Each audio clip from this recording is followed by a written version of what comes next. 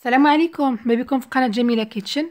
الوصفه ديال اليوم ان شاء الله كيش بيتزا، يعني جوج في واحد. الى المقادير ان شاء الله.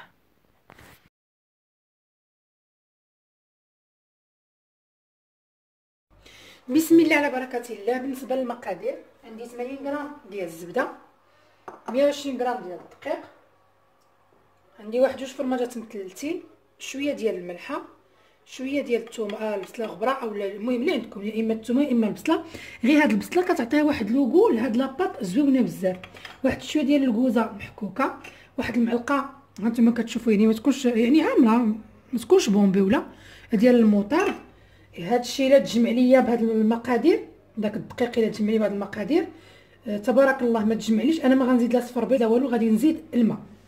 غادي ناخذ هاد الدقيق، يا بسم الله، هذه غادي نديرها باط بريزي.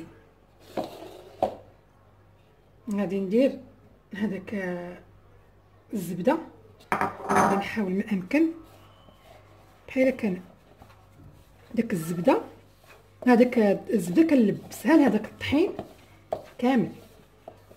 غادي نزيد معها حتى هذا الفرماج باش حتى هو غادي نحاول ما امكن نعجنو.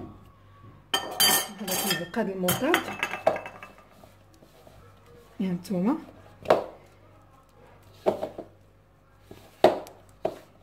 هاد لاباط كتجي غزاله بزاف وكتجي بنينه حيت من السما. غادي نزيد باقي المقادير.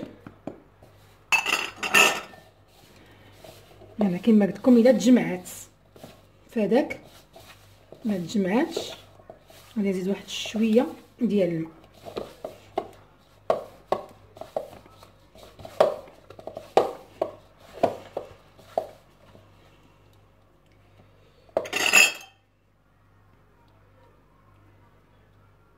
حاولوا الزبده تجبدوها يعني قبال باش تكون شويه سخونه، مع كتعرفوا دابا الحال بارد باش دغيا تطلق ليا في هاد العجينه. انا محال واش غادي نزيد الماء، لا ما غنزيدوش، صافي. ها هي العجينه تجمعات ليا كما قلت لكم، ما غاديش نعجنها. بالنسبه للعجينه فاش كنبداو بالزبده هي الاولى وكنديروا مع هذوك المقادير كنسميوها باط صابلي. هنا بديت بالدقيق هو الاول وحطيت عليه الزبده، هذه باط بريزي صافي. ها هو هي تجمعات. هانتوما شوفوا كتجي تقريبا بحال باط صابلي. هانتوما هذا العجين المكسر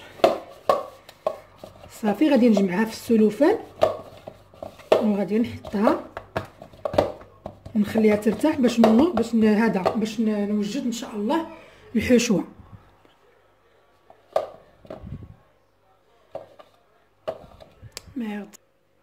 بالنسبه للمقادير ديال الحشوه عندي مطيشه ديال لاصوص بيتزا، غادي نضيف عليها واحد شويه ديال الزيت البلديه، يعني باش كنزيد نحلها غير واحد شويه. غنضيف عليها واحد شويه ديال الخرقوم اولا زعفران عرق، يعني باش كتعطيني حتى داك اللون تيكون زوين للكيش ديالي. صافي غادي نخليها على جنب. عندي شويه ديال الموتزاريلا وشويه ديال الفرماج الحمر محكوك، شويه ديال الطوماط سوريز، عندي واحد الياغورت طبيعي، جوج بيضات، عندي الطون يعني ديروا طاسه وحده، يعني واحد الحك ديال الطون، شويه ديال الملحه، شويه ديال البزار وشي شويه ديال الزعتر. اول حاجه غادي نديرها، غادي ناخذ الخلاط كهربائي، غادي ندير فيه البيض، يعني غادي ندير ديك لاباراي هاكيش. بالنسبه للياغورت المسوس يمكن لكم تعوضوه بكاس ديال الحليب اولا كاس ديال الكريمه، يعني الكريمه السائله ديال الطياب.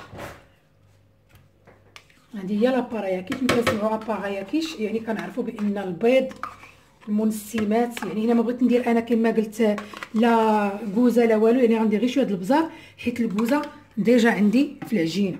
غادي نضيف شويه ديال الملحه، غادي نضيف شويه ديال البزار، غير شويه صافي. وغادي ندوز غادي نطحن هاد الخليط ديالي. هذا هو الخليط ديال لابارايا كيش. غادي نخليه على جنب. غادي ناخذ دابا غادي نطلق سميتها، غادي نطلق العجينه باش نلبسها للمول. صافي غادي نطلق دابا لاباط ديالي كما قلت لكم. نطلقها ونحاول ما امكن ما نرققهاش بزاف وما نغلظهاش عاوتاني، يعني بين وبين. صافي غادي نلبسها للمول ديالي وغادي نشوفوا ان شاء الله التتمه ديال الوصفه.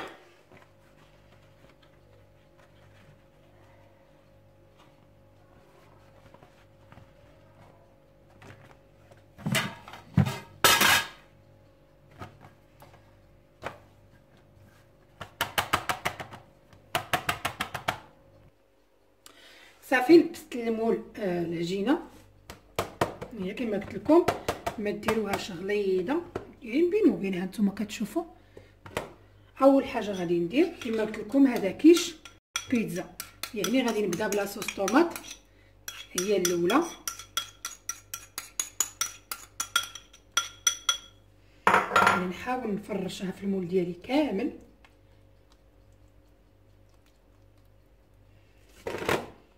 هاد لاباط كما قلت لكم كتجي من السما، كتجي زوينه بزاف،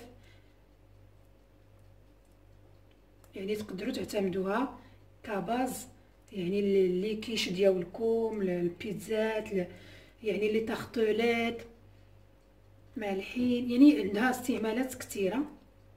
كاع داكشي اللي كيكون مالح يعني تتصلح لحقاش من السما وزوينه. صافي غادي ندير طون. يمكن لكم الطون تعوضوه باللي بغيتو، هكا بحال مثلا شاط لكم الدجاج ما عرفتوا ديروا به، ديروه في هذا الكيش.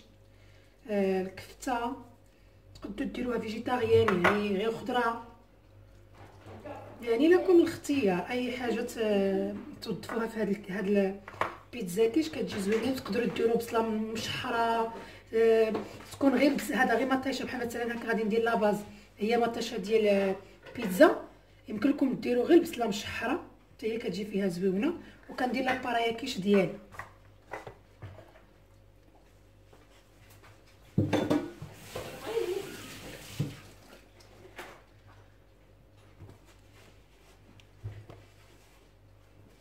غادي ناخذ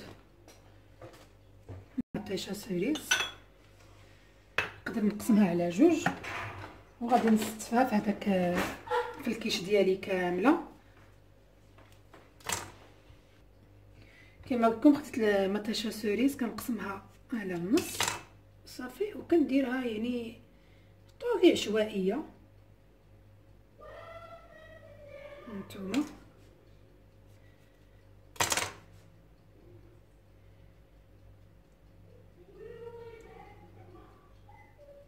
صافي هانتوما كتشوفوا يعني درتها في الجوانب ودرتها شويه في الوسط. غادي ناخذ هذيك لابارايا كيش ديالي وغادي نخويها.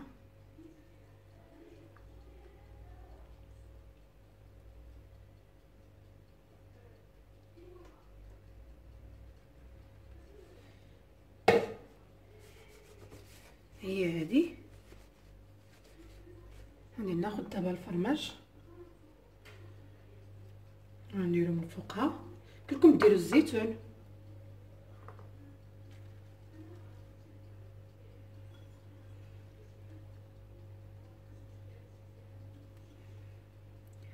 صافي نقاد الوجه ديالها بداك الفرماج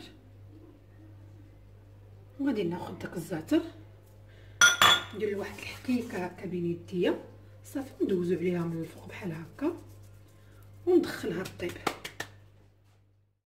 هذا هو الكيش بيتزا ديالي، يعني بعد ما طاب زوقته بطوماط سوري شويه ديال الفرماج، يعني الزباق كيبقى اختياري. لاباط كتجي من السما رطبه رائعه. نقطه واحد الطريف، يعني هذيك لاباط كتجي اكثر من رائعه. انا متاكده ان شاء الله الا جربتوها غتبقى معتمده عندكم بالنسبه للي كيش ولا لي تارطولات رائعه. وحتى هاد بيتزا كيش ان شاء الله غتجربوها غادي تعجبكم. كنتمنى من الفيديو ديال اليوم ان شاء الله ينال الاعجاب ديالكم، وفي امان الله.